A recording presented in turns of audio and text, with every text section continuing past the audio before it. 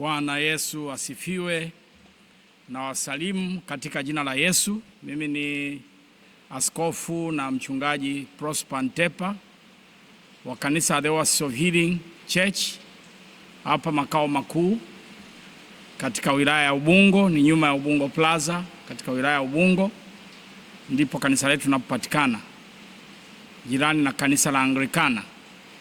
Na ningependa leo tuangalie nukuu 25 zinazohusu ndoa. 25 important quotes on marriage. Nukuu 25 za muhimu kuhusu ndoa. Na nitasoma katika nukuu ya kwanza. Watu wa kwanza kuheshimu ndoa yako sio watu wengine, bali ni wewe mme na mke. Kiingereza nimeandika, the first people to honor your marriage is not other people but a husband and wife. Hii nitasoma andiko katika Waebrania 13 mstari wa 4. Ndoa na heshimiwe na watu wote, na malazi yawe safi, kwa maana waasherati na wazinzi Mungu atawahukumia adhabu. Heshima ya ndoa haitegemei na watu wanaohudhuria kwenye harusi yako. Inategemea na namna unavyoingia katika hiyo ndoa. Mlango unaotumia kwenye ndoa ukiwa sahihi, ndoa yako itakuwa na heshima. Kwa hiyo heshima ya ndoa haianzii na watu wengine, bali na wanandoa wenyewe, wewe mme na wewe mke. Kumheshimu Mungu kwa njia ya kumcha yeye. Ndio maana hapa anasema ndoa na heshimiwe na watu wote, na malazi yawe safi, kwa maana waasherati na wazinzi Mungu atawahukumia adhabu. Ndoa haianzi kwa uasherati, na ndoa haiwezi kudumishwa kwa uzinzi. Heshima ya ndoa inategemea na nyie wawili wanandoa, namna mnavyoichukulia ile ndoa yenu. Na wakati mwingine kunakuwa na mbwembwe nyingi sana kwenye harusi, mambo makubwa yanafanyika ili harusi iwe special. Lakini heshima ya ndoa inaonekana kwa namna unavyoingia katika ndoa kwa kufunga harusi. Harusi pia, kufunga harusi ni sehemu ya heshima ya ndoa. Kuna ndoa zingine ambazo watu wanachukuana tu ovyo, na kuna msemo wa Kiingereza unasema easy come easy go. Kinacho kuja kirahisi kinaanza kaondoka kirahisi. Kwa hiyo ni muhimu kwenye hii nukuu kwamba watu wa kwanza kuheshimu ndoa sio watu wengine, bali ni mme na mke wanaoingia kwenye hii ndoa. Na katika kanuni hii nitapenda tuweze kuangalia maana ya ndoa. Lakini kabla tujaangalia ndoa,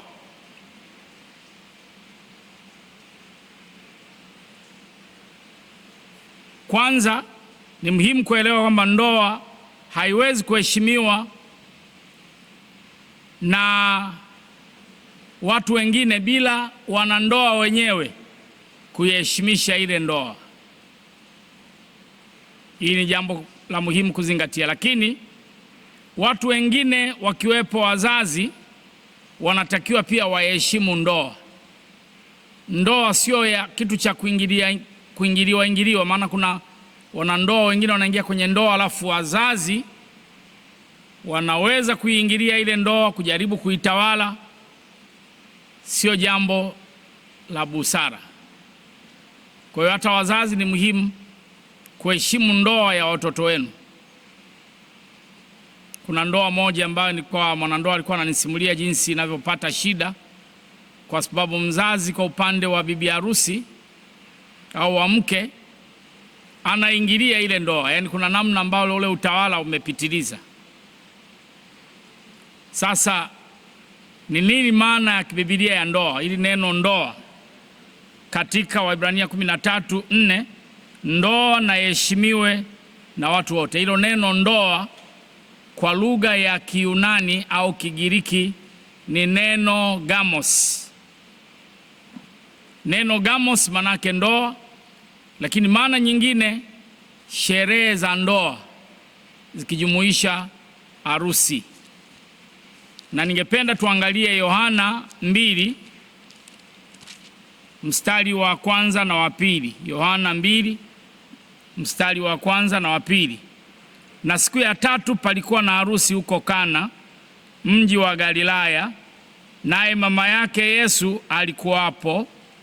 Yesu naye alikuwa amealikwa harusini pamoja na wanafunzi wake. Hilo neno harusi mstari wa kwanza na mstari wa pili harusini ndio hilo neno gamos, linamaanisha sherehe za ndoa ambayo inaweza kujumuisha harusi, zile sherehe za harusi, lakini pia ni ndoa. Sasa tunapoliangalia zaidi ili neno gamos, tunaweza kupata vitu viwili vya msingi. Cha kwanza ni sherehe za harusi za kumuunganisha mme na mke katika ndoa takatifu. Kwa hiyo Biblia inathamini harusi, na muujiza wa kwanza ambao Bwana Yesu aliufanya ulikuwa kwenye harusi. Kwa hiyo Mungu anathamini namna pia unavyoingia kwenye ndoa. Na watu wengi huwa wanajiuliza, hivi harusi ina umuhimu gani? Harusi ni tangazo la hadharani la watu wawili wanaoingia katika agano na urafiki wa ndoa. Sasa kuna watu wengine wanaoana kiurafiki, lakini hamna tangazo la agano la hadharani kwamba watu wawili wameamua kwa dhati kuishi pamoja. Kwa hiyo ni muhimu zile sherehe za harusi zinaunganisha ndugu wa upande wa bwana harusi, ndugu na marafiki upande wa bibi harusi, wanakuja pamoja. Yale macho ya watu wengi yanasaidia watu kuwapa hali ya kujitoa kwenye ndoa, kuwapa commitment kwenye ndoa. Kwa hiyo ni jambo la muhimu. Lakini pia ndoa ni nini? Ndoa ni hali ya mwanaume na mwanamke kuishi pamoja. Kwa hiyo wakishafunga harusi, mwanaume na mwanamke wanaanza kuishi pamoja, na mambo mengine yaliyo kwenye ndoa yanaendelea bila shida yoyote. Ndio hii ambayo Biblia inasema tuheshimu ndoa na heshimiwe na watu wote. Wewe unaingia kwenye ndoa, ni muhimu kuheshimu viapo vyako vya ndoa, kwa sababu Mungu ni shahidi katika hivyo viapo vya ndoa ulivyovifanya. Kwa hiyo nukuu ya kwanza, watu wa kwanza kuheshimu ndoa sio watu wengine, ila ni mme na mke. Namna mnavyoingia kwenye ndoa, nyie ndio mnaoiletea ndoa heshima. Naenda nukuu ya pili. Hii nukuu ya kwanza na ya pili ni mimi mwenyewe nilizitengeneza.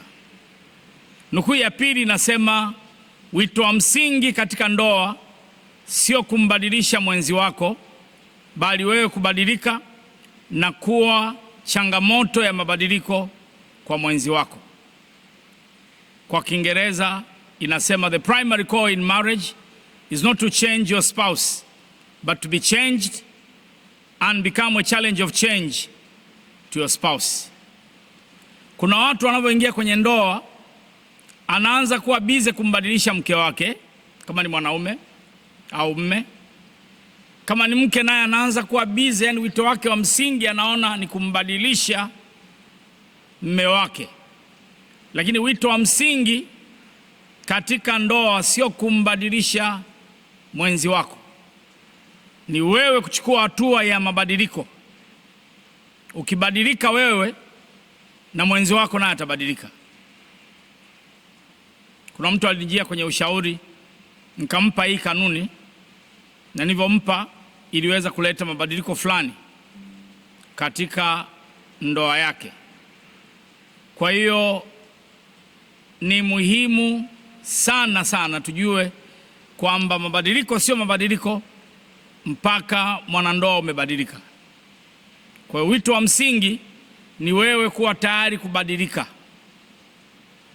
Badilika katika maeneo ya udhaifu wako, badilika katika maeneo ya upungufu wako, na utakavyochukua hatua ile ya kubadilika, utakavyochukua ile initiative ya kubadilika, upande mwingine wa mwenzi wako naye atabadilika. Kwa hiyo ni muhimu sana sana tuijue hiyo kanuni. Mabadiliko sio mabadiliko mpaka umebadilika. Chukua hatua ya mabadiliko na mwenzako naye atabadilika. Naenda nukuu ya 3. Hii nukuu ya 3 ilitolewa na mwalimu mmoja wa mambo ya ndoa, jina lake sijalikumbuka, niliipata kati ya 94 95. Inasema hivi kwa Kiingereza: the two biggest enemies of a good marriage are ignorance and selfishness. Maadui wakubwa wa ndoa nzuri ni ubinafsi na ujinga. Dawa ya ujinga ni kukua katika maarifa, na dawa ya ubinafsi ni kukua katika upendo wa agape.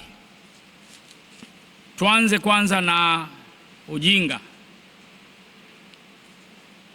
Petro wa kwanza 3:7, kadhalika ninyi waume kaeni na wake zenu kwa akili na kumpa mke heshima kama chombo kisicho na nguvu na kama warithi pamoja wa neema ya uzima, kusudi kuomba kwenu kusizuiliwe. Biblia haisemi enyi waume, kadhalika ninyi waume kaeni na wake zenu kwa ujanja ujanja. Kuna waume ambao wanakaa na wake zao kwa ujanja ujanja. Sio kwa ujanja ujanja. Anatumia neno kaeni na wake zenu kwa akili. Tafsiri ya New King James inasema dwell with your wife according to knowledge. Kaeni na wake zenu fuatana na maarifa. Kwa hiyo ni muhimu sana kila mwanandoa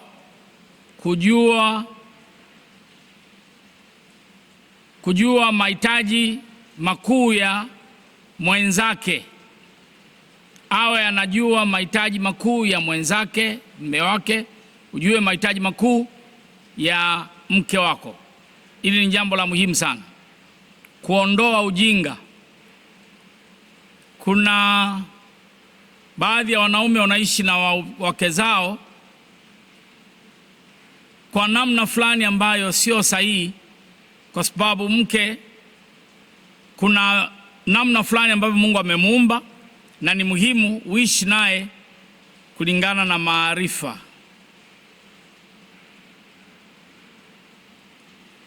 Na jambo adui wa pili ni ubinafsi.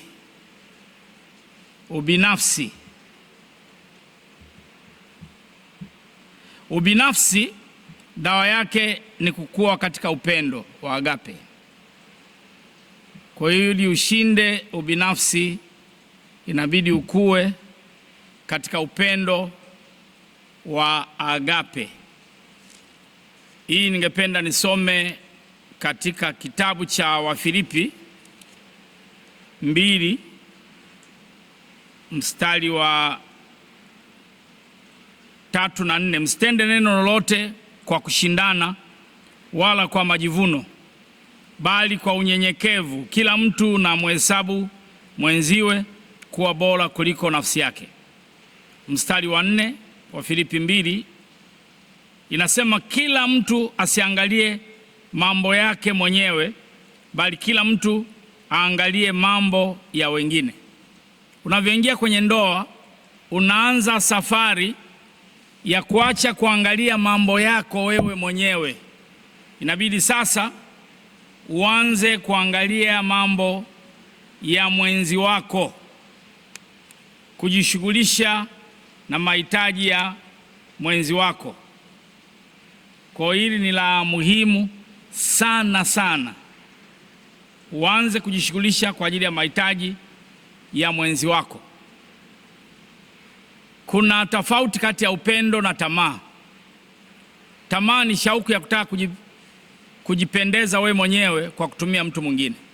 Upendo ni shauku ya kutaka kumpendeza mwingine kwa kutoa kitu fulani, kwa kufanya kitu fulani. Ndio maana katika Yohana 3:16, kwa maana jinsi Mungu aliupenda ulimwengu hata akampenda mwanaye wa pekee, ili kila mtu amwaminie asipotee bali awe na uzima wa milele. Mungu alipoupenda ulimwengu alimtoa mwanaye wa pekee. Unaweza kutoa bila upendo, lakini hauwezi kupenda kwa dhati bila kutoa. Unapompenda mtu, kuna kitu ambacho kitakutoka. Kwa upendo halisi ni kujitoa kwa ajili ya mtu mwingine, shauku ya kutaka kumpendeza mwingine kwa kutoa kitu fulani, kufanya kitu fulani ambacho kitamfurahisha mwingine. Kwa hiyo hili ni jambo la muhimu sana sana. Ni muhimu tulijue, ni muhimu tuelewe, kwa sababu ni sehemu ya maisha ya ndoa. Kwa hiyo nukuu ya 3 inasema maadui wakubwa wawili wa ndoa nzuri ni ujinga na ubinafsi. Dawa ya ubinafsi ni kuwa katika maarifa. Uwe tayari kujifunza masomo ya ndoa, vitabu vya ndoa. Kuna kitabu cha ndoa ambacho nimekiandika, nitakitambulisha hapo baadaye. Kinaitwa Mahitaji Makuu 5 ya Mume na Mke katika Ndoa. Kwa hiyo ni muhimu sana sana. Nukuu ya 4, zaidi ya 50% ya mafanikio ya ndoa yanategemea na chaguo sahihi. Kwa upande mwingine, zaidi ya 50% ya ndoa mbaya yanaanzia na chaguo lisilo sahihi. Kwa ile choice, ule uchaguzi ni wa muhimu. Kwa hiyo ni muhimu sana sana tuzingatie kwamba zaidi ya 50% ya mafanikio ya ndoa yanaanzia na chaguo sahihi. Sasa sijasema zaidi ya 100%, nimesema zaidi ya 50%. Ile asilimia nyingine inayobaki ni wewe kuishi kwa usahihi na yule mwenzi ambaye Mungu amekupa. Kwa hiyo zaidi ya 50% ya ndoa iliyofanikiwa inaanzia na chaguo sahihi, na zaidi ya 50% ya ndoa mbaya inaanzia na chaguo lisilo sahihi. Kwa hiyo si kila anaingia kwenye ndoa na anaingia na chaguo sahihi. Kuna kijana mmoja alivyokuwa amempata mtu, alikuja kutuambia wakati ameshaamua, wala hahitaji ushauri. Lakini mimi na mke wangu tulivyotafakari juu ya chaguo lake, tukawa na wasiwasi na lile chaguo alilolichagua, na kweli lile chaguo limemletea shida kwenye ndoa yake. Ndoa imekuwa chungu kwa sababu ya chaguo. Sasa ninavyozungumzia chaguo sahihi, si lazima mtu awe mkamilifu, lakini awe na vitu vya msingi ambavyo vitakufanya uifurahie ndoa yako. Kama wewe umeokoka, ukiingia kwenye ndoa na mtu ambaye hajaokoka, ina maana chaguo sio sahihi, kwa sababu Biblia imesema mtu aaminie asifungiwe nira pamoja na mtu asiye amini. Hii ni some kwenye kitabu cha Wakorinto wa pili 6:14, msifungiwe nira pamoja na wasioamini kwa jinsi isivyo sawasawa. Kwa maana pana urafiki gani kati ya haki na uasi? Tena pana shirika gani kati ya nuru na giza? Kwenye ndoa kuna watu wengine anataka mke bora, lakini yeye mwenyewe ni mme bomu. Mwingine anataka mme bora, lakini yeye mwenyewe ni mke bomu. Kwa hiyo unapoingia kwenye ndoa ni muhimu wewe mwenyewe uwe na vigezo, sababu unaweza kutaka mtu ambaye ni mwaminifu asiye na michepuko, lakini kwako wewe michepuko ikawa ni jambo la kawaida. Sasa ina maana kuna mali ndoa itacrash, itapata shida. Naenda nukuu ya 5. Hii inasema kufanikiwa katika ndoa ni zaidi ya kupata mwenzi sahihi. Ni swala la pia wewe kuwa mtu sahihi na kufanya vitu sahihi. Kwa hiyo mafanikio ya ndoa hayaji tu kwa sababu umepata mtu sahihi. Kupata mtu sahihi ni nguzo, lakini pia kunahitajika wewe mwenyewe uwe mtu sahihi anayefanya vitu sahihi. Kuna mtu mwingine anajitahidi apate mtu sahihi, lakini hafanyi vitu sahihi, na yeye mwenyewe anaweza kawa sio mtu sahihi. Kwa hiyo ndoa nzuri ni zaidi ya kupata mwenzi sahihi. Inabidi pia uanze kutenda kwa usahihi na kwa njia sahihi. Hiyo ni nukuu ya 6.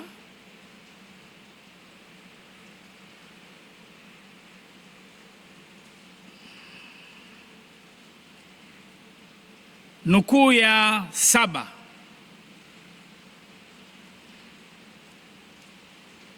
Harusi ni tukio na ndoa ni maisha.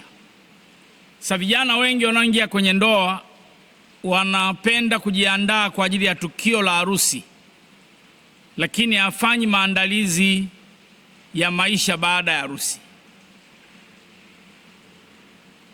Katika Biblia tunaona Mungu kabla hajampa Adamu mke alimpa kazi ya kuiangalia ile bustani. Kwa mwanaume sio swala tu la kuoa, ni swala pia la kuwa na kitu cha kufanya kuingizia kipato. Maana unaweza kawa unavaa kama mwanaume suruali na shati, lakini kuwa mwanaume ni swala pia la uchaguzi, kuwa na kitu cha kujishughulisha nacho kitakacho kufanya yule mtoto wa watu ukayemchukua uweze kumlisha. Bwana Yesu asifiwe. Kwa hiyo harusi ni tukio, lakini ndoa ni maisha. Baada ya siku ya harusi yanafuata maisha ya ndoa, na wataalamu wa ndoa wanakadiria kwamba siku ngumu, miaka migumu ya ndoa ni ile inayofuata baada ya harusi.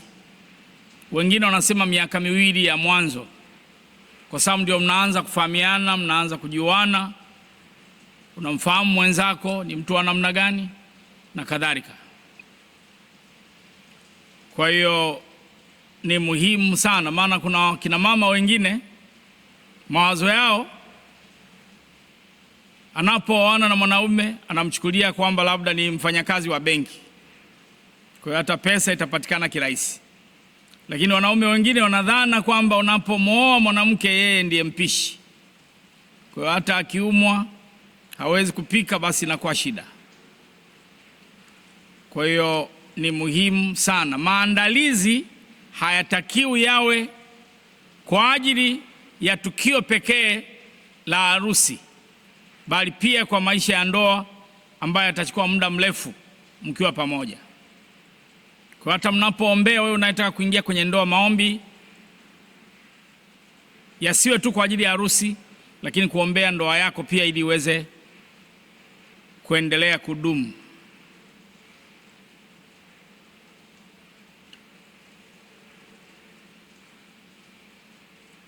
Naenda nukuu nyingine. Uchaguzi wa mwenzi sahihi unaonyesha vitu vikuu vitatu: hekima, unyenyekevu na kiroho chako. Wengine wanapochagua mwenzi walioko mwilini anaangalia mambo ya nje, lakini walioko rohoni wanaangalia pia na tabia na mambo ya kiroho wanayazingatia. Kwa hiyo ni jambo la muhimu sana sana. Kwa hiyo unapochagua mwenzi, wewe ambao hujaingia katika ndoa, inaonyesha hekima, unyenyekevu na kiroho. Kwa hiyo kiroho, ukiwa mtu wa mwilini unachagua kimwili, ukiwa mtu wa rohoni unazingatia na vigezo vya kiroho. Lakini hekima maana mojawapo ni uwezo wa kuona hali ilivyo, kuona matokeo kabla hujafika mwisho na kufanya maamuzi yanayofaa. Hekima pia ni uwezo wa kusema na kufanya jambo sahihi, mahali sahihi, kwa wakati sahihi, kwa njia sahihi. Kwa hiyo hekima inadhihirika katika uchaguzi wa mwenzi. Lakini unyenyekevu pia ni kigezo kingine kinachoonekana. Kwa nini unyenyekevu? Unyenyekevu ni ile hali ya kuwa tegemezi. Wakati mwingine unahitaji ushauri wa watu waliokomaa, wachungaji, wazazi, kusikia wanasemaje juu ya uchaguzi wako, kwa sababu wana uzoefu. Kwa hiyo ni muhimu kuwa tayari pia kupokea ushauri.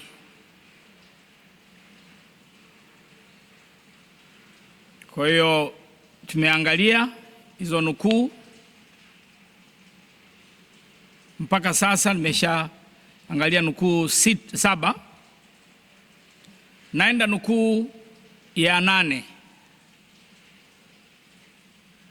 Nukuu ya 8 inasema, hii ni ya Dr. Myles Munroe, inasema marriage is two imperfect people committing themselves to a perfect institution by making perfect vows from imperfect lips before a perfect God.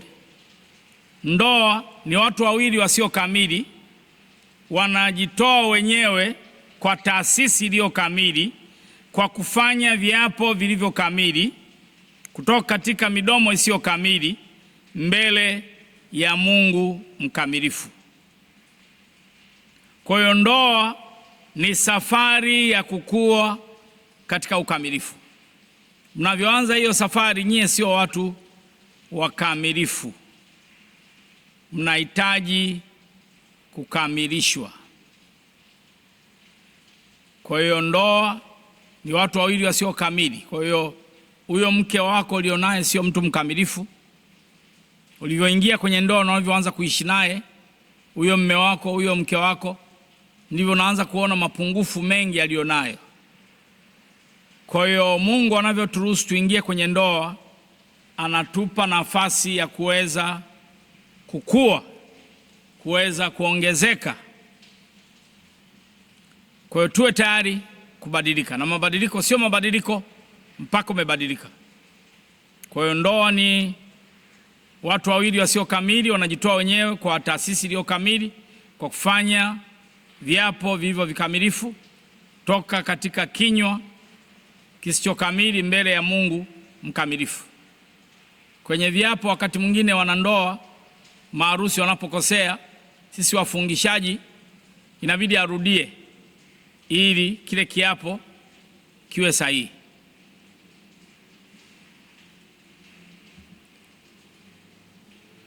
Naenda namba 9. Ndoa iliyofanikiwa sio swala la kulinganishwa na ndoa nyingine au ndoa zingine. Ndoa iliyofanikiwa sio ndoa ya kulinganisha na ndoa zingine. Kuna wanandoa wengine wanaingia kwenye ndoa wanaanza kulinganisha jinsi fulani anavyomfanyia mke wake, fulani anavyomfanyia mume wake. Lakini ndoa sio swala la kujilinganisha. Wakati mwingine Mungu ametumba tofauti, mnaweza mkafanya vitu tofauti, lakini ndoa bado ikaendelea kuwa nzuri. Kuna nafasi ya kujifunza kwa watu wengine walio katika ndoa nzuri, lakini ndoa sio swala la kulinganisha na maisha ya wanandoa wengine wanafanyaje. Kuna wanandoa wengine ambao labda kila mwezi lazima watoke kidogo waende wakale kwenye hoteli nzuri nzuri, lakini nategemea na kipato chako ndugu yangu. Mwingine kwenye hiyo hoteli pesa ulionayo huwezi kwenda kuagiza hicho chakula kwa sababu mapato yako hayaendani. Kwa hiyo huwezi tukasema na sisi twende kwenye ile hoteli ambayo wenzetu wanaenda. Kipato chao kinaanza kawa kiko tofauti.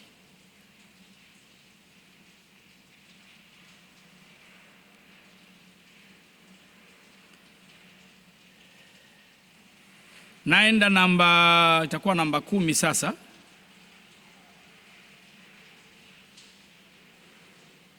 Ndoa nzuri haizaliwi siku ya harusi, bali katika mchakato unaohitaji kujitoa kwa mume na mke.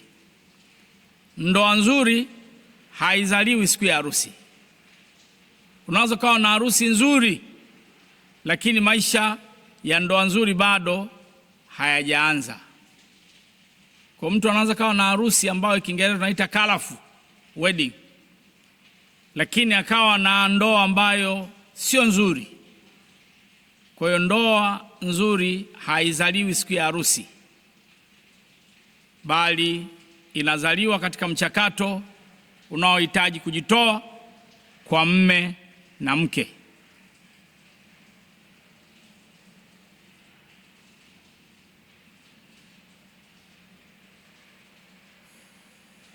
Na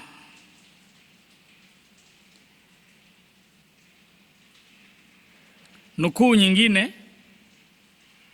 inasema agano na urafiki ni vipengele vya muhimu katika msingi wa ndoa. Hebu nisome hii mistari miwili kwenye kitabu cha Mithali sura ya 2. Inatupa picha mbili za msingi za ndoa. Mithali 2:16 na 17.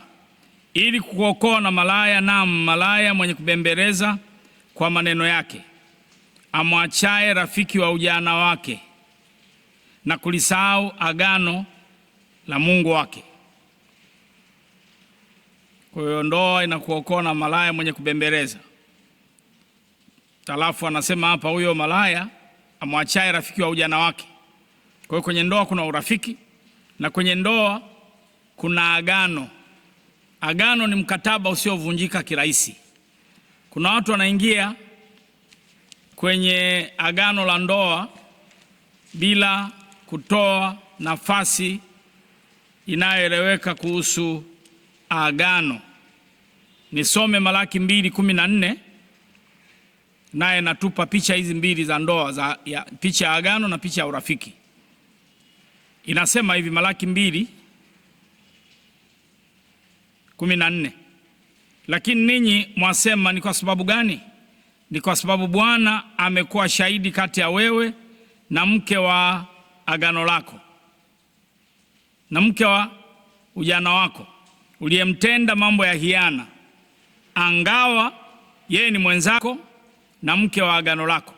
Angalia haya maneno, angawa. Hiyo Kiswahili cha kizamani angeweza kutumia neno ingawa. Ingawa yeye ni mwenzako. Mwenzako manake rafiki yako, Kiingereza companion. Alafu kwa hiyo mwenzi wako ni rafiki yako, lakini pia anasema angawa yeye ni mwenzako na mke wa agano lako. Kwa hiyo mke anaweza kawa ni mke wa agano lako, mme akawa ni mme wa agano lako. Lile agano manake ni urafiki wa kudumu mpaka kifo kiwatenganishe. Kuna jaji mmoja aliwahi kuwaita wachungaji na maaskofu baada ya kugundua kwamba ndoa nyingi zinavunjika. Aliwaita, nafikiri nilisikia ilikuwa si Bagamoyo, kuwaeleza juu ya hilo, kwa sababu ya hali inayoendelea.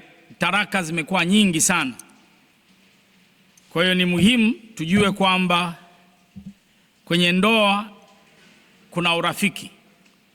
Kuna watu wengine wanaingia kwenye ndoa kwa sababu tu wamempenda, ule urafiki ule wa kupendana, urafiki wa mahaba, basi anaona kwamba ndio amefika kwenye ndoa. Lakini ndoa pia inahitaji kipengele cha agano. Wakina mama wengine ambao hawajatolewa mahari, anakuwa na hali ile ya kuto kujiamini, ile hali ya insecurity, kwa sababu mwanaume hajaenda kwa wazazi. Kama nilivyosema mwanzoni, ize come ize go. Kinacho kuja kirahisi kinaweza kaondoka kirahisi. Ndio maana pia ni muhimu kwenye ndoa yako kuwe na kipengele cha agano. Agano, ile commitment ya kujitoa kwa muda wote. Maana kuna wengine wanajitoa kama mambo hayataenda, anakaa mkao wa kuchomoka kwenye hiyo ndoa. Ndoa sio hivyo. Ni muhimu uione ndoa kama agano. Tumeshaangalia kwamba ile nukuu ya agano na urafiki ni vipengele vya msingi wa ndoa.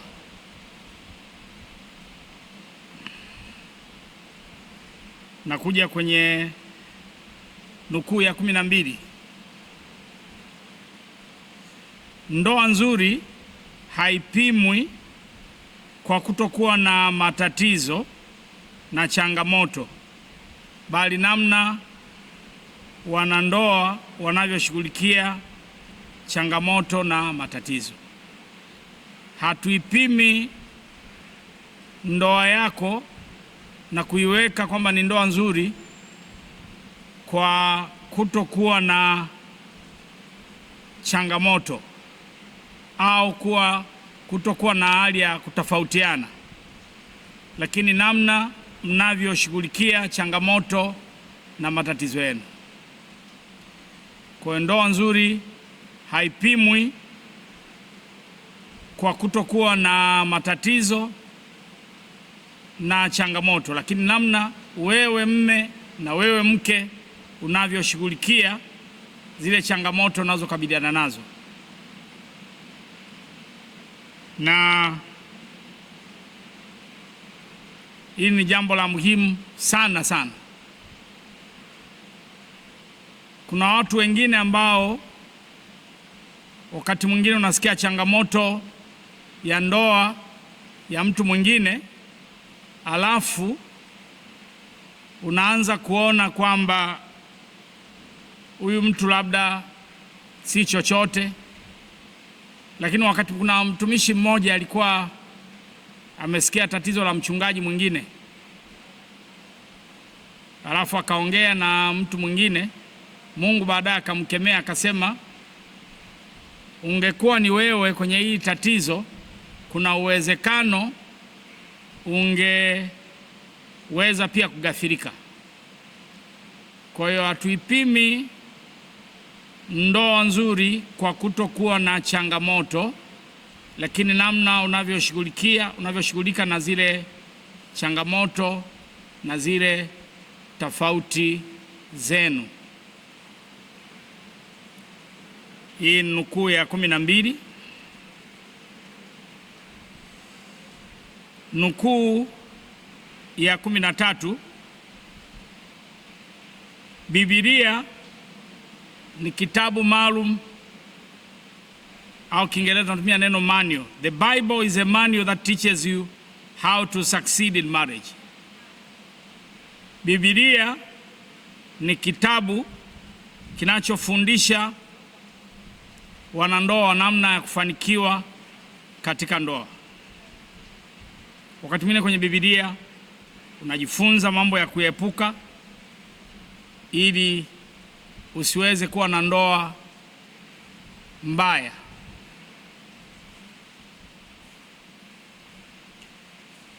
Kwa hiyo ni muhimu sana sana. Na kwenye Biblia pia tunajifunza juu ya mifano mizuri ya ndoa. Kwa mfano, katika Agano la Kale, mojawapo ya ndoa ambayo inaita ndoa ya tai, mume mmoja mke mmoja, ni ndoa ya Isaka na Rebeka. Mpaka wanakufa hakuna kilichoingilia ndoa yao. Ndoa ya Ibrahim na Sara tunaona baadaye ilipata shida kidogo. Yule mfanyakazi wao ajiri akaingilia.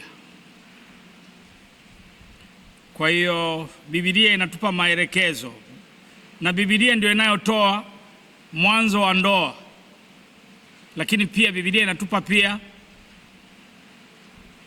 ile harusi ya mwana kondoo ya mwisho, last marriage supper of the lamb, harusi ya mwana kondoo. Lakini Biblia pia inatupa maelekezo namna ya kuwa na ndoa nzuri.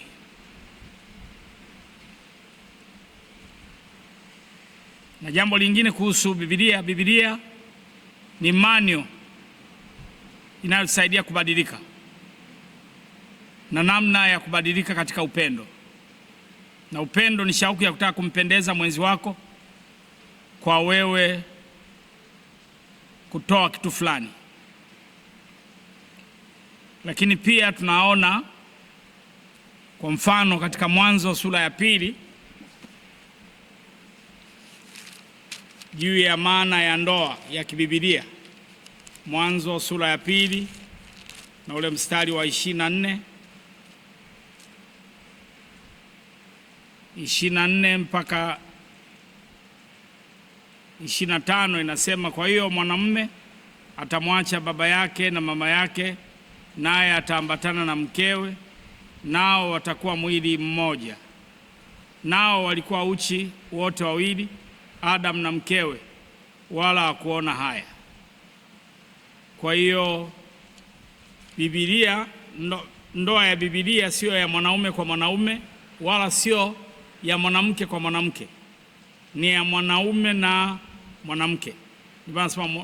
Kwa hiyo mwanamume atamwacha baba yake na mama yake, naye ataambatana na mkewe. Kwa hiyo Biblia pia inatupa maana ya kweli ya ndoa. Na Biblia pia inafunua kwamba dhambi inaweza kuharibu ndoa. Dhambi inaweza kuharibu ndoa. Nimejifunza kwamba kuna ngazi 3 za kufanya dhambi. Unaweza mtu akafanya dhambi dhidi ya Mungu, uhusiano wake na Mungu usikae sawa sawa. Lakini pia mtu anaweza kafanya dhambi dhidi ya mwenzi wake, mme au mke. lakini mwingine anaweza kufanya dhambi zidi yake yeye mwenyewe. Unaweza kufanya dhambi kwa kuto kujithamini wewe mwenyewe jinsi vile Mungu alivyokuumba. Kwa hiyo dhambi inaweza kuleta uharibifu wa mahusiano ya ndoa. Kwa hiyo ni muhimu sana sana tujue kwamba ndoa nzuri haizaliwi, inatengenezwa, na Biblia inatupa mwongozo wa kuitengeneza hiyo ndoa.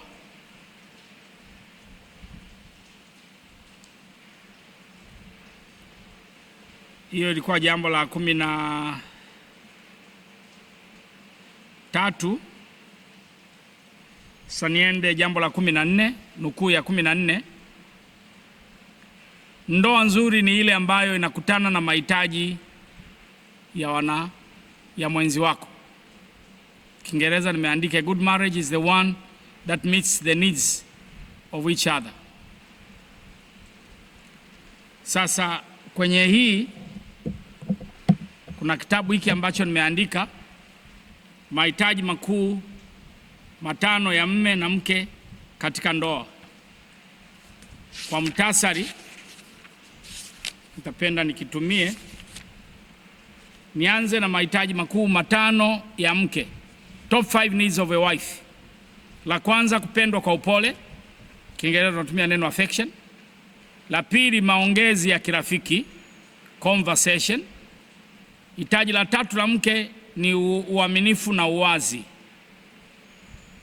Hitaji la 4, msaada wa kifedha, financial support. Hitaji la 5, kujitoa katika familia. Kwa hiyo mke anahitaji kupendwa kwa upole, hitaji maongezi. Wakina mama wanaongea zaidi kuliko wakina baba. Kwa hiyo haya ndio mahitaji makuu 5 ya mke katika ndoa: kupendwa kwa upole, namba 1; maongezi ya kirafiki, namba 2; 3, uaminifu na uwazi; 4, msaada wa kifedha; na 5, kujitoa katika familia. Huyu ni mtaalamu anaitwa Dr. Willard Haley katika kitabu chake His Needs Are Needs, mahitaji yake na mahitaji ya mke, mahitaji ya mume, mahitaji ya mke, kwenye hicho kitabu chake His Needs Are Needs. Sasa kwenye mahitaji makuu 5 ya mume, top 5 needs of a husband. La kwanza, kutoshelezwa katika tendo la ndoa, sexual fulfillment. La pili, rafiki wa kustarehe naye, recreational companionship. La 3, mwenzi au mke anayevutia. Kwa hiyo ili pate pia mke anayevutia inabidi mwanaume ugharamie, haiji tu kwa njia ya mkato. 4, msaada wa mambo ya nyumbani, domestic support. Msaada wa mambo ya nyumbani inajumuisha na pamoja na usafi, pikaji wa chakula, nyumba kukaa katika mpangilio. Nyumba inaanza kawa safi, lakini vitu havijapangiliwa inavyotakiwa vipangiliwe. Kuna mahali viatu havitakiwi kukaa. Mtu anapofanya usafi anavikusanya vile viatu, vingine vinapelekwa mahali vinapotakiwa vikae. Kwa hiyo hili ni hitaji la mume la 4, msaada wa mambo ya nyumbani, domestic support. Namba 5, kuheshimiwa au kuthaminiwa. Mume anahitaji kuheshimiwa na kuthaminiwa. Kwa hiyo ndoa nzuri ni ile ambayo inakutana na mahitaji ya mwenzi wako. Hayo mahitaji 10 niliyoyataja yote ni mahitaji ya wanandoa, lakini kipaumbele kina tofautiana.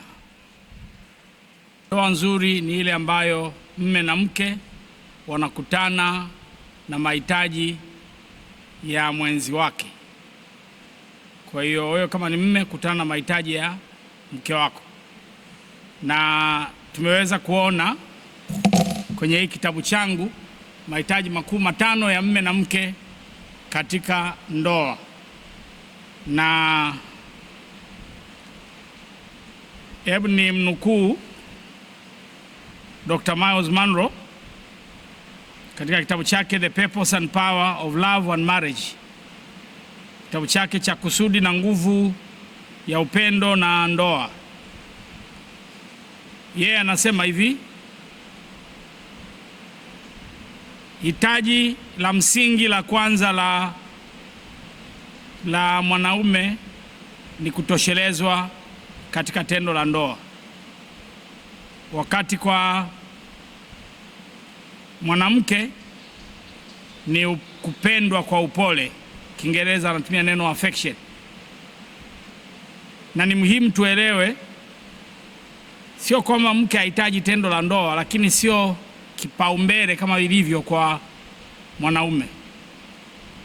Na wakati mwingine ili mme apate huduma ya tendo la ndoa, inatakiwa atengeneze mazingira ya kumpenda mke wake kwa upole, ili iwe rahisi kuhudumiwa hitaji lake la tendo la ndoa.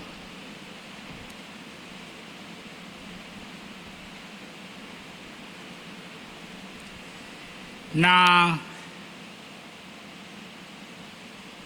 hitaji, ndio maana Biblia pia inasema katika Efeso 5, enyi waume wapendeni wake zenu. Kwa hiyo kupendwa na mme wake ni hitaji la mke hilo. Alafu Dr. Myles anaendelea, anasema hitaji la pili la msingi la mme ni rafiki wa kustarehe naye, recreational companionship for a female, communication and conversation. Hitaji la msingi la mke ni mawasiliano na maongezi. Utafiti unaonyesha wanawake wanaongea zaidi kuliko wanaume. Kwa hiyo wakati mke anapoongea anahitaji mme wa kumsikiliza.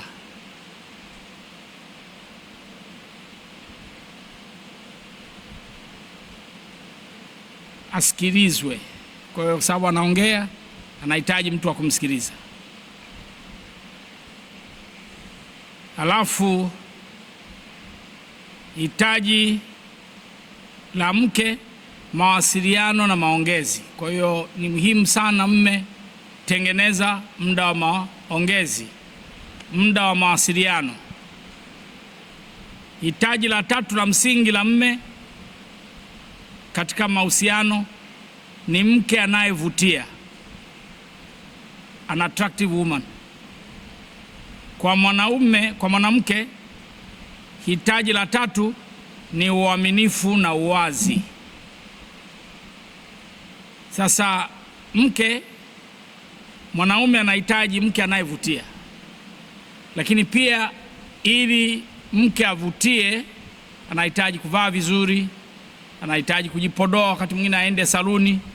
Kwa hiyo wewe mme, je, uko tayari kugharamia ili mke avutie? Maana unaweza kusema wewe uvutii kama fulani, huyo fulani amegharamia. Na mwanaume alisafiri nje ya nchi, alirudi na zaidi ya suti 3 zile za bei ya juu, amemletea mke wake. Sasa unaweza kaona lile tabasamu alilokuwa nalo wakati suti hizo anajaribu kuzijaribu kama zinamfiti. Kwa hiyo ni muhimu sana sana, ili mke avutie, mme unatakiwa kugharamia. Mke anahitaji uaminifu na uwazi. Kwa hiyo mwanaume ukiwa wazi na ukawa mwaminifu, naye pia atakuwa mwaminifu na mwazi. Hitaji la 4 la msingi la mwanaume ni msaada wa mambo ya nyumbani, domestic support. Kwa mke, financial support, msaada wa kifedha. Kwa hiyo mwanaume anahitaji msaada wa kifedha, msaada wa kifedha. Mwanaume anahitaji msaada wa mambo ya nyumbani, domestic support, lakini mke anahitaji msaada wa kifedha. Hata kama anafanya kazi,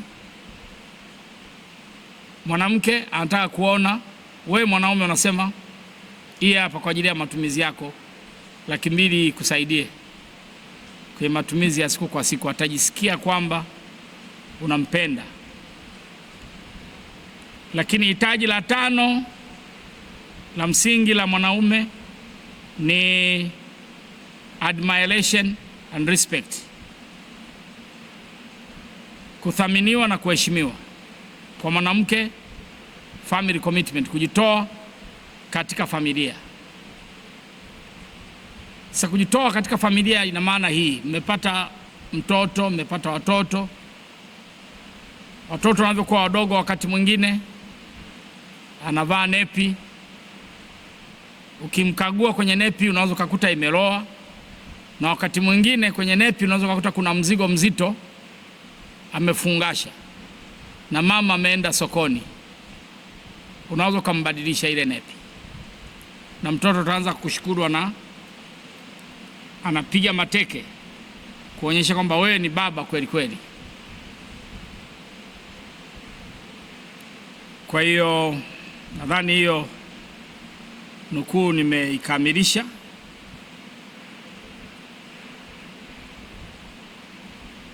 Hiyo ilikuwa nukuu ya 14 kama sijakosea, kama sio 14, 15. Kuna zingine nimezibadilisha hapa kidogo. Nukuu inayofuata, kuna D4 katika ndoa zinazoonyesha ile hatua uliofikia.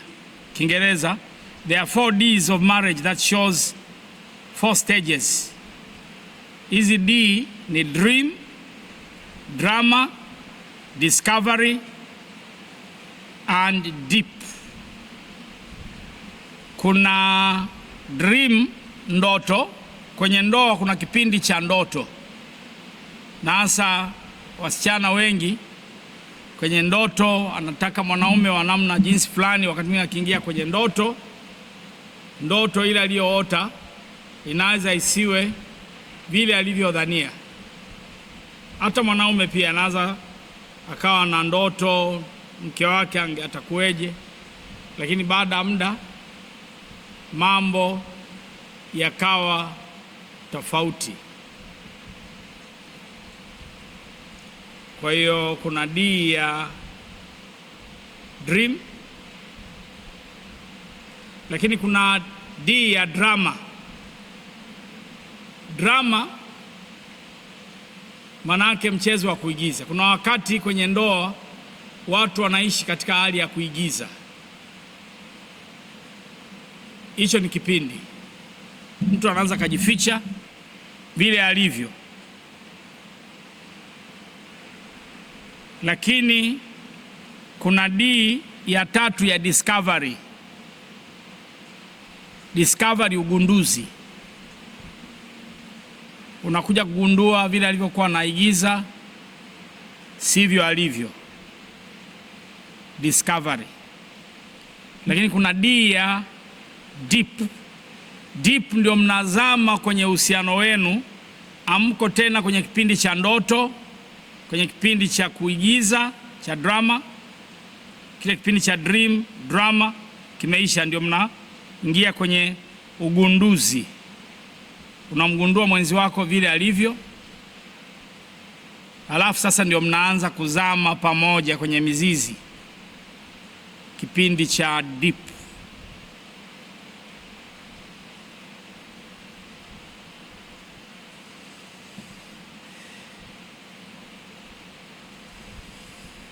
Naenda nukuu ya 16.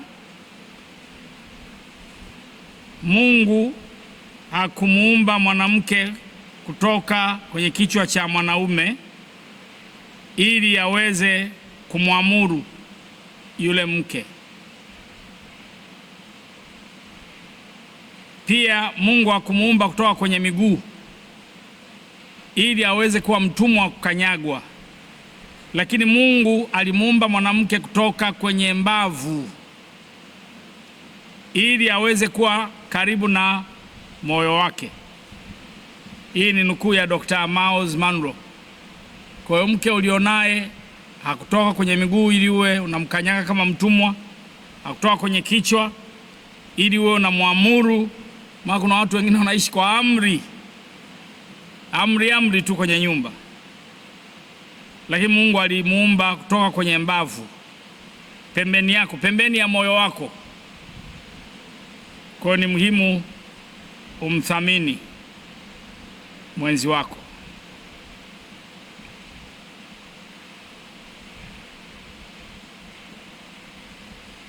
Naenda nukuu nyingine.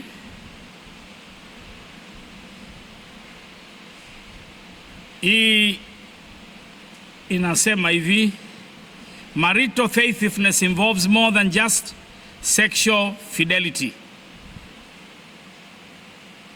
Being faithful to your wife also means defending her and affirming her beauty, intelligence, and integrity at all times, particularly before other people. Uaminifu katika ndoa hauhusishi tu uaminifu katika kutokuwa na mahusiano nje ya ndoa. Uaminifu kuwa mwaminifu kwa mke wako kunahusisha pia kumtetea na kumlinda mke wako, kuthibitisha uzuri wake, akili yake, uadilifu wake muda wote, na hasa mbele ya watu. Kwa hiyo unapokuwa mwaminifu kwa mwenzi wako ni pamoja na kumtetea mwenzi wako. Mtetee mwenzi wako. Na uaminifu katika ndoa ni jambo la muhimu sana sana, ili ndoa iweze kudumu kwa muda mrefu. Uaminifu katika ndoa ni wa muhimu.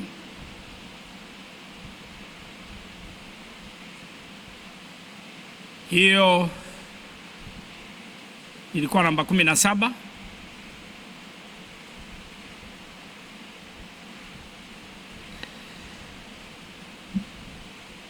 Naenda namba 18. Ndoa nzuri inajengwa na watu wawili wanaosameheana sana. Hii ni ya Billy Graham. A good marriage is made up of two great forgivers. Kwa kutaka kuwa na ndoa nzuri inabidi mme na mke muwe watu wa kusameheana sana. Sababu kuna mahali mwenzako atakosea, hatafanya kama vile ulivyotegemea afanye. Na upendo hautunzi kitabu cha dhambi na udhaifu wa mwenzi wako. Upendo hauhesabu mabaya. Katika kitabu cha Wakorinto wa kwanza 13 mstari wa 5, Biblia inasema upendo hauhesabu mabaya. Manake upendo unasamehe. Wakorinto wa kwanza 13 mstari wa 5, haukosi kuwa na adabu, hautafuti mambo yake, hauoni uchungu, hauhesabu mabaya. Upendo hauhesabu mabaya. Upendo uko tayari kusamehe. Na kitabu cha Wakolosai 3 mstari wa 13,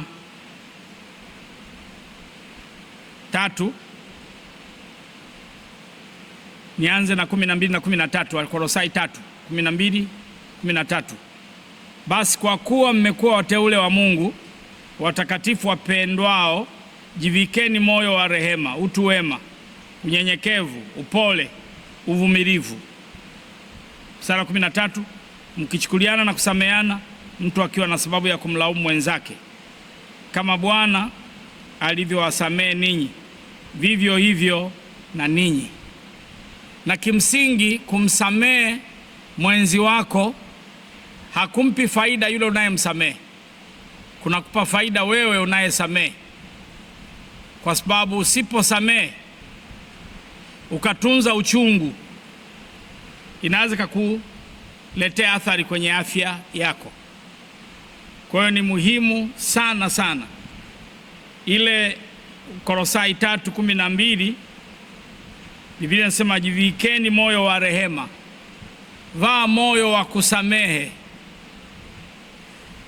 Niliwahi kumsikia mtumishi wa Mungu Kenneth Hagin alitoa ushuhuda wakati akiwa mchungaji. Kulikuwa na familia mbili. Familia ya kwanza ilikuwa ni watu wanaosamehe kwa haraka. Familia ya pili wale ambao ni wazito wa kusamehe. Alipofuatilia wakati anawaombea kwa ajili ya uponyaji, familia waliokuwa wepesi wa kusamehe walikuwa wepesi wa kupokea uponyaji wakati alipowaombea, lakini wale waliokuwa wazito wa kusamehe walikuwa wazito wa kupokea uponyaji. Kuna watu wengine hawaponi kirahisi kwa sababu ni wazito wa kusamehe, hawako tayari kuachilia. Kwa hiyo ndoa nzuri inajengwa na watu wawili wanaosameheana sana. Nukuu inayofuata: upendo ni tafari la muhimu katika kuijenga ndoa iliyofanikiwa. Upendo ni tafari la muhimu katika kuijenga ndoa iliyofanikiwa. Tuliangalia maadui pale mwanzo. Maadui wakuu wa ndoa ni ubinafsi na ujinga. Dawa ya ubinafsi ni kukua katika upendo wa agape. Sa upendo ni shauku ya kutaka kumpendeza mwenzako kwa wewe kutoa au kufanya kitu fulani.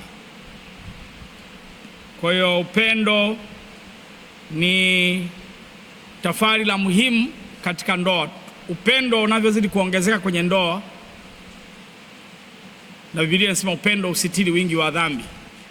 Hauoni makosa ya mwenzako, lakini upendo ukianza kupungua, unaanza kuhesabu na kuona makosa ya mwenzako.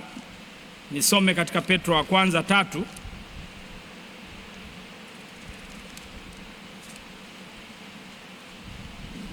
Petro wa kwanza 4.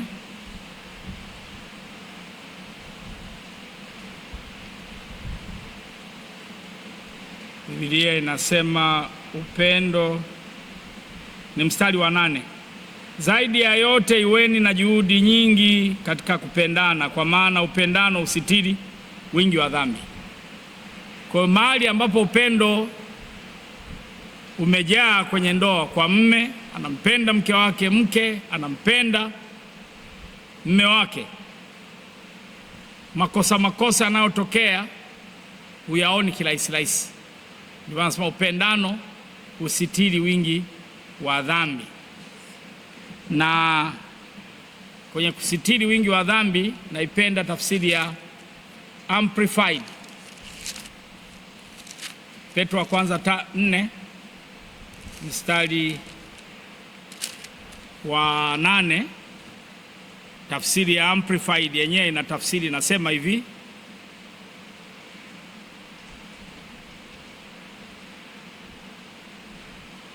ni sura ya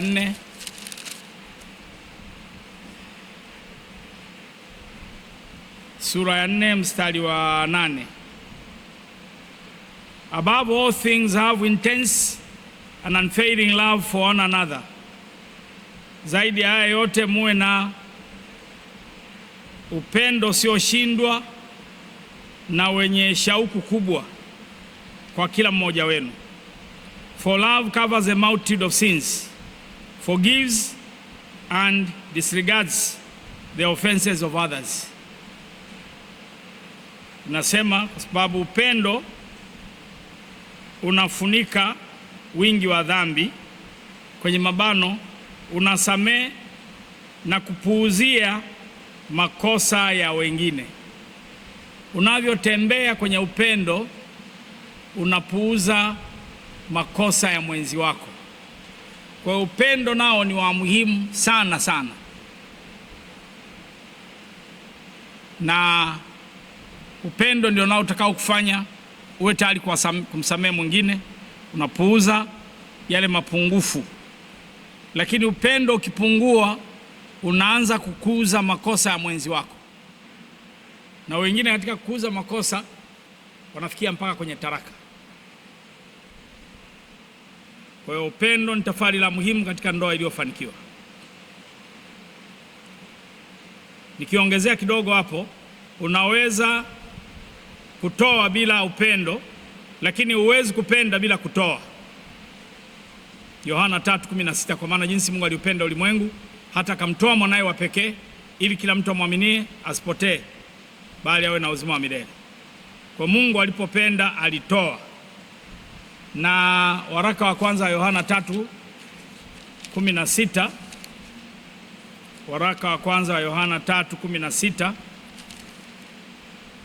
unasema, katika hili tumelifahamu pendo, kwa kuwa yeye aliutoa uhai wake kwa ajili yetu. Imetupasa na sisi kuutoa uhai wetu kwa ajili ya hao ndugu.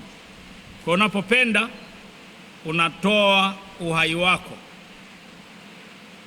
Lakini pia kama tulivyoona kwenye Petro wa kwanza 4 mstari wa 8, upendo unafunika wingi wa dhambi.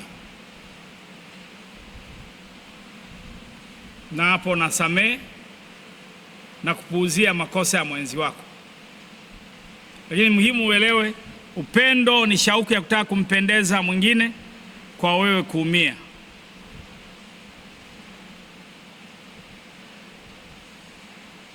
Umri ni kama upendo, hauwezi kujificha. Kiingereza limeandika age is like love, it cannot be hidden. Upendo unapokuwepo huwezi ukauficha ule upendo.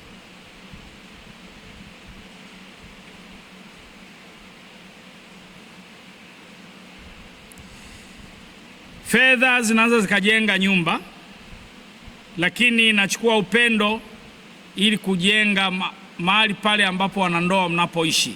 Tunaita Kiingereza home. Wakati mwingine ni rahisi kusema unampenda Mungu,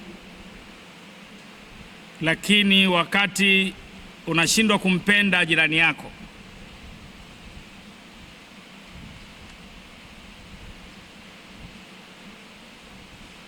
Kwa hiyo upendo ni mchakato wa kuwa katika ndoa, ni mchakato wa kuwa katika upendo.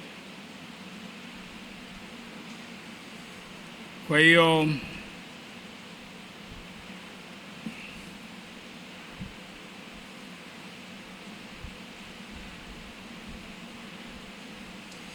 nimeshaangalia nukuu karibu 20.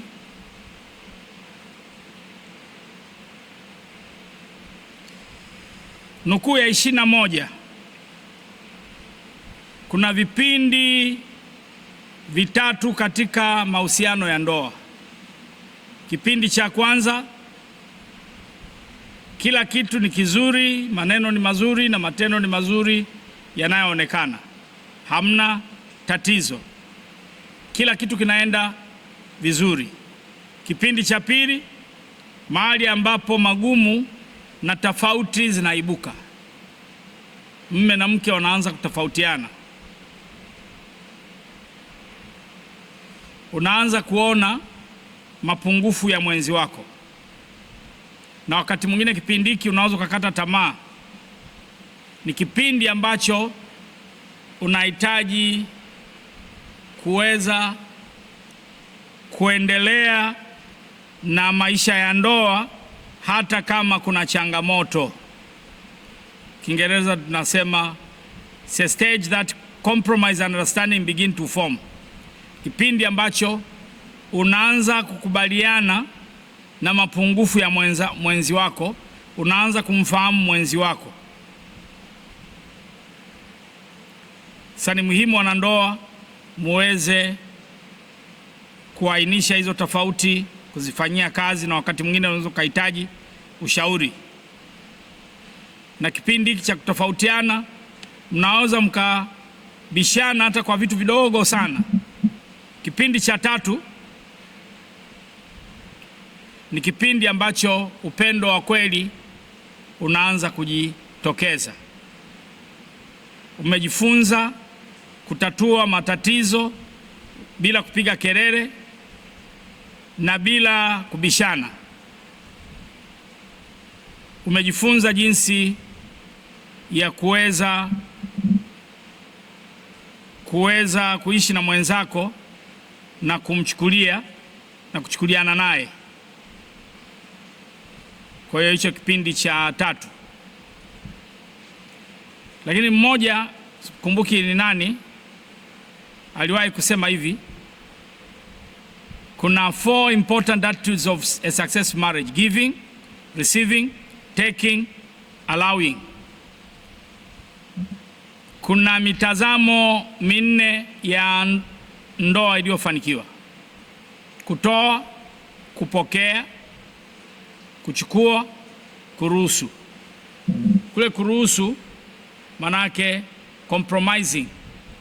Kuna mapungufu mengine ya mwenzi wako unachukulia poa. Kuna mtu mwingine achukulii poa, anachukulia kwamba mtu amefanya hivi basi anakasirika. Na ndoa wakati mwingine pia inahitaji kuvumiliana. Kwa hiyo kuna kutoa kwenye ndoa. Usije tu kwenye ndoa ili kupokea, lakini uwe tayari kutoa. Toa upendo,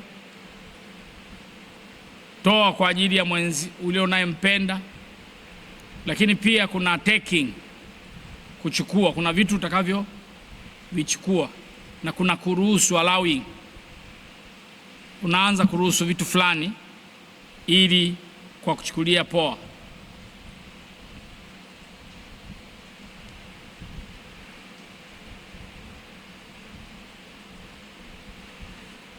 Nukuu ya 23: baada ya miaka 7 katika ndoa, kunaweza kuingia na roho ya mazoea.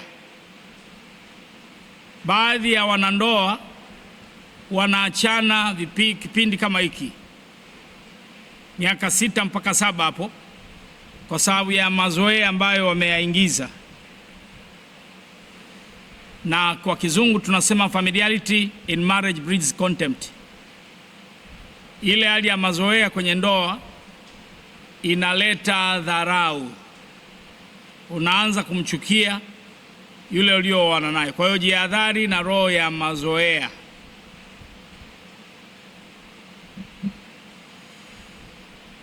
Namba 24: upendo unaweza sio tu upendo unaoweza kuiweka ndoa pamoja, lakini pia maarifa. Ili ndoa ikae pamoja, ndoa iweze kudumu, maarifa ni ya muhimu.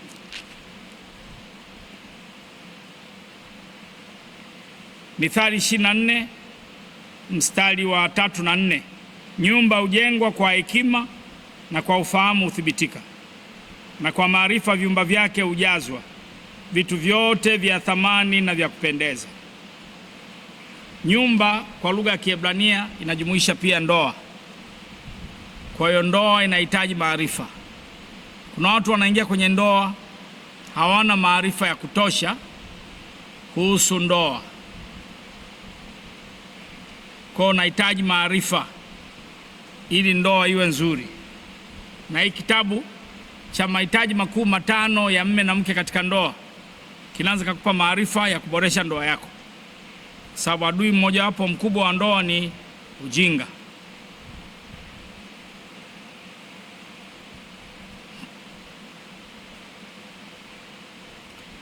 Na nukuu ya mwisho kwa leo, zipo nukuu nyingine sitazitoa leo. Your spirituality can make your marriage become better. hali yako ya kuwa kiroho sana itaifanya ndoa yako iwe bora. Kwa kiroho cha mwanandoa kikipungua, kinaweza kaifanya ndoa yake iwe chungu. Mtu anavyokuwa kiroho, anapenda kwenda kanisani, anapenda kuomba, akipunguza vile vitu vya kiroho, akaacha kuomba, aendi kanisani, inaweza kaleta shida kwenye ndoa. Na ni muhimu tuelewe pia, kuna uadui katika ngazi kuu mbili: uadui na Mungu, lakini uadui na watu wengine. Mtu akianza kuwa adui na Mungu kwa kurudi nyuma kiroho, anaweza kaanza kuwa adui na wewe kwenye ndoa yako. Mtu anaporudi nyuma anaweza kaanza michanganyo, akaanza kutoka kwenye ndoa. Kwa hali ya kiroho kwenye ndoa inaweza kufanya ndoa iwe bora zaidi. Kuna nukuu nyingine ambayo sijaitoa leo: kumcha Mungu kunaweza kukaongeza, kunaweza kukaboresha ndoa yako. Na tunaona mfano wa hili jambo kwenye Mwanzo 20. Mwanzo 20 mstari wa 11. Ibrahimu akasema, kwa sababu niliona yakini hapana hofu ya Mungu mahali hapa, nao wataniua kwa ajili ya mke wangu, naye kweli ni ndugu yangu, binti wa baba yangu, ila siye mwana wa mama yangu, ndipo akawa mke wangu. Kwa hiyo Ibrahim alivyoenda kwa Wafilisti, sababu kulikuwa hamna hofu ya Mungu, akawa na wasiwasi kwamba wangemuua kwa ajili ya mke wake, maana mke wake alikuwa mzuri kweli kweli. Na Biblia inasema aliona hapana hofu ya Mungu mahali hapa, nao wataniua kwa ajili ya mke. Kwa hiyo mahali ambapo hakuna hofu ya Mungu, watu michepuko inakuwa ni jambo la kawaida, na uharibifu kwenye ndoa unaingia. Lakini mahali ambapo hofu ya Mungu ipo, ndoa inaheshimiwa. Mfano wa hili ni Yusufu. Kwenye Mwanzo 42 mstari wa 18, Yusufu anasema, fanyeni hivi mkaishi, maana mimi namcha Bwana. Kwenye Mwanzo 39 mstari wa 9, Yusufu anasema, nifanyeje uovu mkubwa nikamkose Mungu? Kwa sababu Yusufu alikuwa anamcha Mungu, anaona kuzini, kulala na mama Potifa ni uovu mkubwa mbele za Mungu. Kwa hiyo unapomcha Mungu, maana Mithali 8:13 nasema kumcha Bwana ni kuchukia uovu. Kwa hiyo unapomcha Mungu, unachukia vile Mungu anavyochukia na unapenda vile Mungu anavyovipenda. Kwa hiyo kuwa kiroho kunaweza kukufanya uwe na ndoa bora. Endelea kuwa kiroho, uwe na uhusiano mzuri na Mungu, uwe na hofu ya Mungu ndani yako itakayo kufanya uheshimu viapo vya ndoa. Kwa leo nimefundisha na kumalizia ili somo la nukuu 25 za muhimu kuhusu ndoa. Mungu akubariki. Naitwa Mchungaji Prosper Ntepa, ni askofu wa kanisa la The Oasis of Healing Church hapa Tanzania, na tupo nyuma ya Ubungo Plaza karibu na shule ya msingi Ubungo National Housing. Na kitabu ambacho nakipendekeza, bado hivi vitabu vipo, mahitaji makuu 5 ya mme na mke katika ndoa. Kitabu hiki ni shilingi 8,000. Ukitaka pia kutumiwa utagharamia na gharama za kutuma. Namba zangu za simu, namba ya WhatsApp ni alama ya kujumlisha 255 767 21 24 40. Narudia alama kujumlisha 255 767 21 24 40, na namba yangu ya Tigo ni alama kujumlisha 255 713 21 24 40. Ukihitaji ushauri, tunapatikana siku ya Jumatano hapa nyuma ya Ubungo Plaza karibu na kanisa la Anglikana na shule ya msingi Ubungo National Housing. Jumatano kuanzia saa 5 mpaka jioni. Alhamisi tunakuwa na ibada saa 10 mpaka saa 12:30 jioni. Ukihitaji ushauri, Alhamisi pia ni kuanzia saa 8 mpaka saa 10.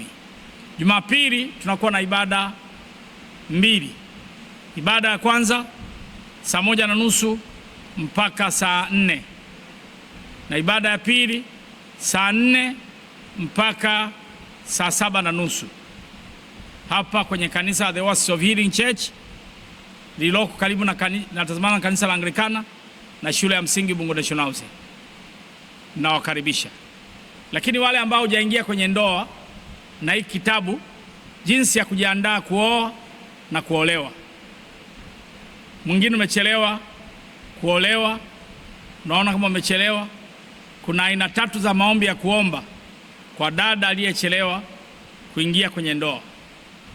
Wakati mwingine sio tu kuomba, inabidi ujifunze namna kuomba maombi bora. Na sura ya mwisho nimeweka mistari ya kusimamia kwa ajili ya kumpata mwenzi sahihi. Kwa hiyo kuna mistari ya kusimamia inayoweza kukusaidia, inapatikana kwenye hii kitabu. Kuna P7 za kusaidia kumjua mwenzi sahihi. Kuna maswali na majibu. Kinauzwa shilingi 6,000, hii kinauzwa shilingi 8,000. Mungu akubariki. Nashukuru kwa ajili ya kufuatilia. Unaweza pia uka like na kusubscribe kwa ajili ya kuisaidia huduma yetu, na Mungu akubariki. Kwenye YouTube tunapatikana kwenye Prosper Ntepa TV. Prosper Ntepa, Prosper PROSPER,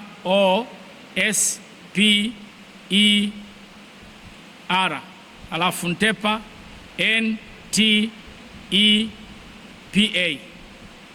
tunamalizia na TV. Asanteni.